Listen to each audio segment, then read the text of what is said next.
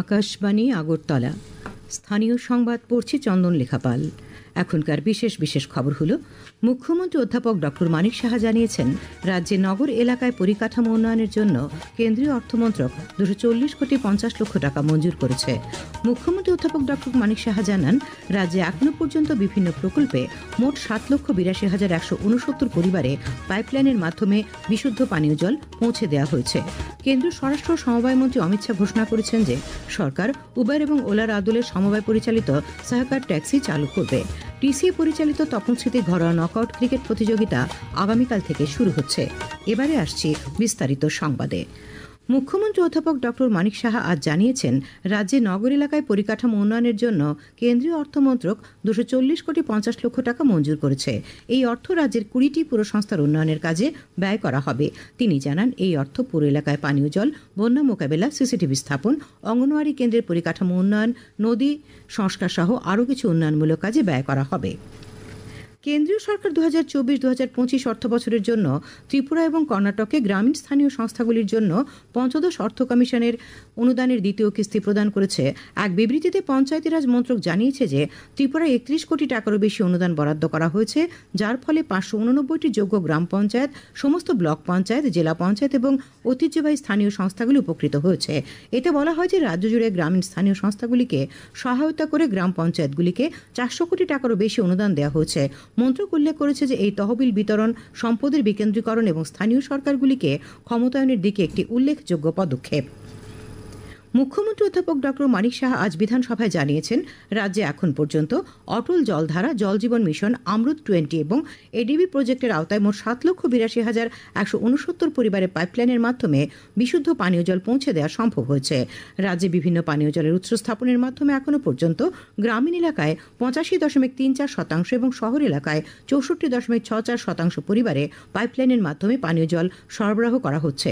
তিনি জানান, বর্তমানে পাইপলাইনের মাধ্যমে গ্রামীণ এলাকায় 1,10,069টি পরিবারে এবং শহর এলাকায় 77,363টি পরিবারে পানীয় জল পৌঁছেনি। সাংসদ বিপ্লব কুমার দেব রাজ্য উচ্চশিক্ষা ক্ষেত্রে আরও সুযোগ সম্প্রসারণের লক্ষ্যে আইআইএম এবং আইআইটি স্থাপনের জন্য আজ লোকসভায় কেন্দ্রীয় সরকারের কাছে দাবি উত্থাপন করেন। শ্রী দেব বলেন, এই ধরনের শিক্ষা প্রতিষ্ঠান ত্রিপুরায় স্থাপন করা হলে স্থানীয় মানুষদের কর্মসংস্থানের সুযোগ আরও বাড়বে। भारत सरकार से आग्रह करता हूं, तो त्रिपुरा में एक आईआईएम व आईआईटी ऐसे जो संस्थान है वह प्रतिष्ठित करने का काम करे, जिससे आसपास के स्टेट से भी आके विद्यार्थी पढ़ सकता है और त्रिपुरा में भी ऐसे इंस्टीट्यूशन जब होता है स्थानीय लोगों को रोजगार भी मिलता है। तो ऐसे छोटे छोटे स्टेट जो नॉर्थ ईस्ट के है, इसको आर्थिक रूप से आगे बढ़ाने का उपाय एकमात्र एजुकेशनल इंस्टीट्यूशन है कि त्रिपुरा का लिटरेसी रेट भी लगभग 98% है। সিপিআইএম বিধায়কদের বিধানসভার অধিবেশনে ফিরে আসার জন্য মুখ্যমন্ত্রী অধ্যাপক ডক্টর মানিক সাহার আহ্বানকে স্বাগত জানিয়েছেন বিরোধী দলনেতা জিতেন্দ্র চৌধুরী। আজ বিধানসভা ভবনে বিরোধী দলনেতার কার্যালয়ে এক সাংবাদিক সম্মেলনে শ্রী চৌধুরী অভিযোগ করেন, মুখ্যমন্ত্রীর এই অনুরোধ মানা সম্ভব নয়, কারণ রাজ্যে গণতন্ত্র নেই, বিধানসভাতেও গণতন্ত্র নেই। সভার নেতা হিসেবে মুখ্যমন্ত্রী সভায় ট্রেজারি বেঞ্চের সদস্যদের নিয়ন্ত্রণ করতে পারেননি বলেও তিনি অভিযোগ করেন। বিরোধী দলনেতা শ্রী চৌধুরী আরও অভিযোগ করেন, বিধানসভা অধিবেশনে পরিষদীয় মন্ত্রী স্বাধিকার ভঙ্গের যে নোটিশ দিয়েছেন তা বিধানসভার নিয়ম নীতি মেনে দেওয়া হয়নি। এ বিষয়ে অধ্যক্ষের কাছে প্রতিকার চাওয়া হয়েছে বলেও শ্রী চৌধুরী জানান। খবর প্রচারিত হচ্ছে আকাশবাণীর আগরতলা কেন্দ্র থেকে।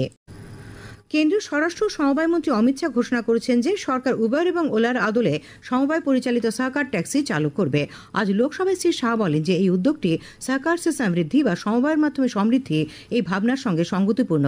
তিনি উল্লেখ করেন যে কয়েক মাসের মধ্যে একটি খুব বড় সমবায় ট্যাক্সি পরিষেবা শুরু হবে, যেখানে দ্বিচক্রযান, ট্যাক্সি, রিক্সা এবং 4 চাকার গাড়ির নিবন্ধন করা সম্ভব হবে এবং লাভ সরাসরি চালকদের কাছে যাবে।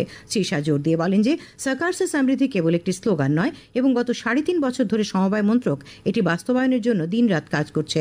তিনি আরও বলেন যে শীঘ্রই একটি সমবায় বীমা সংস্থা গঠন হতে চলেছে, যা দেশের সমবায় ব্যবস্থার মধ্যে বীমা পরিচালনা করবে। বৈদ্যুতিন এবং তথ্য প্রযুক্তি মন্ত্রী অশ্বিনী বৈষ্ণব বলেছেন যে ভারত আজ বিশ্বের দ্বিতীয় বৃহত্তম 5G বাজারে পরিণত হয়েছে। আজ নতুন দিল্লিতে এক অনুষ্ঠানে তিনি বলেন যে সরকারের উদ্যোগে বিভিন্ন ক্ষেত্র মৌলিকভাবে রূপান্তরিত হচ্ছে এবং বিভিন্ন ক্ষেত্রে প্রায় 11 লক্ষ কোটি টাকার বিনিয়োগ করা হচ্ছে। তিনি জানান, ভারতীয় রেলপথ এবছর 1.6 বিলিয়ন টন পণ্য পরিবহনের মাধ্যমে দ্বিতীয় বৃহত্তম পরিবহনকারী হয়ে উঠেছে এবং বন্দরগুলিও অসাধারণ গতিতে বৃদ্ধি পাচ্ছে।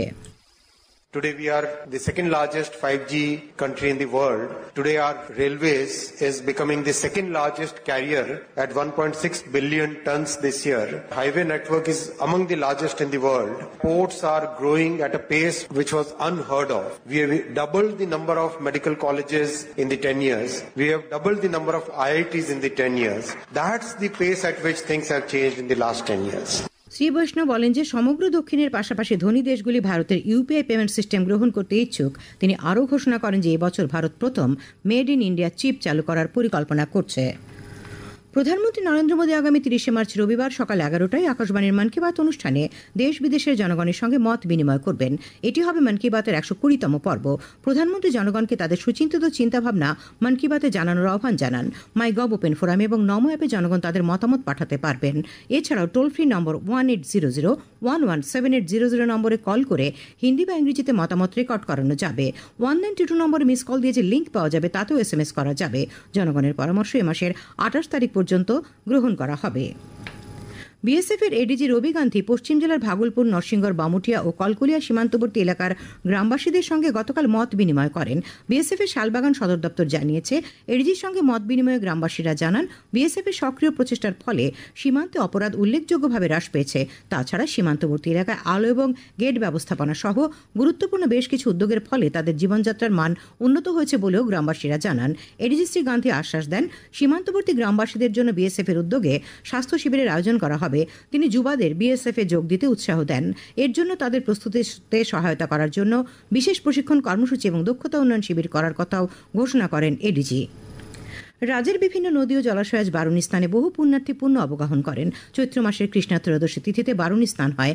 আগরতলা শহর সংলগ্ন প্রতাপগড়, আড়ালিয়া, পঞ্চবটি এলাকা, দশমীঘাটের হাওড়া নদীতে পুণ্যার্থীরা অবগাহন করেন। তাছাড়া ঊনকোটি জেলার কৈলাসহরের শ্রীরামপুর, কুমারঘাটের হালাইমোড়ার মনো ও দেও নদীতে বারুণী স্নান ও মেলার আয়োজন করা হয়।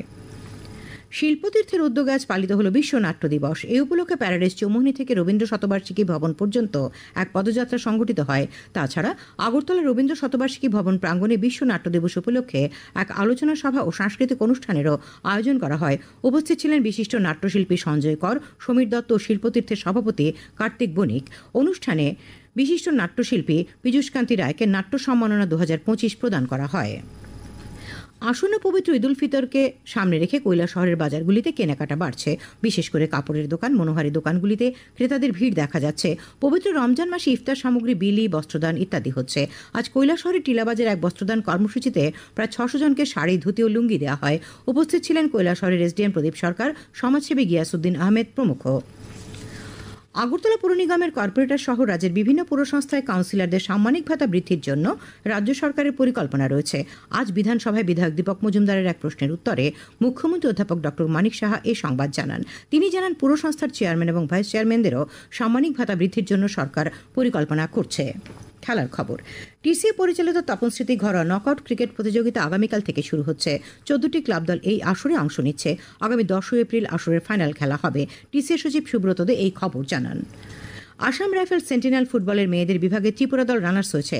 শিলংয়ে আজ আসরের ফাইনালে ডিজিআর দলের কাছে 6-0 গোলে রাজ্য দল হেরে যায়। রানার্স হওয়ার সুবাদে রাজ্য দল ট্রফি সহ 3 লক্ষ টাকা প্রাইজ মানি পেয়েছে। আবহাওয়া। আগামীকাল আকাশ পরিষ্কার থাকবে, সকালে হালকা কুয়াশা পড়বে। আগামীকাল তাপমাত্রা সর্বোচ্চ 36 ডিগ্রি সেলসিয়াস এবং সর্বনিম্ন 23 ডিগ্রি সেলসিয়াসের কাছাকাছি থাকতে পারে।